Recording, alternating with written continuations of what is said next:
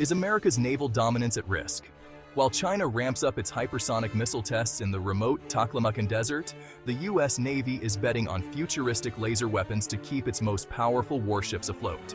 The question is, can these lasers stop China's missiles before it's too late? Today, we dive into the cutting-edge technology that could decide the future of global naval supremacy. Let's start with the pride of the U.S. Navy, the USS Gerald R Ford. At $13 billion, it's the most expensive warship ever built, packed with advanced technologies that were designed to keep it relevant until at least 2050. The Ford's 5-acre flight deck can launch 90 aircraft, and with 97,000 tons of firepower, it moves at a brisk 34 miles per hour, powered by two A-1B nuclear reactors. But here's the issue: China isn't sitting idly by. Over the last decade, China has aggressively expanded its naval fleet, now boasting over 770 naval vessels, more than double the U.S. Navy. But the real game changer is its development of hypersonic missiles, specifically designed to neutralize the U.S.'s carrier strike groups. With missiles like the DFZF, capable of Mach 10 speeds, China's military might now pose as a direct challenge to America's most advanced warships. Why does this matter so much? Hypersonic missiles represent the next generation of warfare. They fly at speeds over Mach 5, and their extreme maneuverability makes them nearly impossible to track or intercept using traditional anti-missile systems. These missiles don't just target ships, they target an entire defense system. And China's Taklamakan Desert, where they're testing these capabilities, isn't just any testing ground. It's a proving ground for weapons specifically designed to strike U.S. aircraft carriers like the USS Ford. To understand why this is such a critical moment, let's take a quick look back. Since World War II, aircraft carriers have been the crown jewel of naval power. The U.S. has used these floating air bases to project strength globally, from the Cold War to conflicts in the Middle East. But now, as we stand on the brink of a new kind of arms race, that dominance is being called into question. The hypersonic arms race began in the early 2000s, but it has accelerated rapidly, with both Russia and China leading the charge. Russia was the first to successfully test a hypersonic missile in 2018, but China's pace has outstripped both Russia and the US, investing heavily in long-range anti-ship weapons designed to strike at the heart of US naval power. So how is the US responding to this escalating threat? With a technology straight out of science fiction, high-powered lasers. While missiles are expensive and finite, lasers offer nearly unlimited firepower. Powered by the Ford's nuclear reactors, these lasers can engage targets at the speed of light. And here's the kicker: they cost as little as $1 per shot compared to the millions it takes to launch a missile. The Navy's first laser, tested on the USS Ponce in 2014, was a low-power 33-kilowatt system.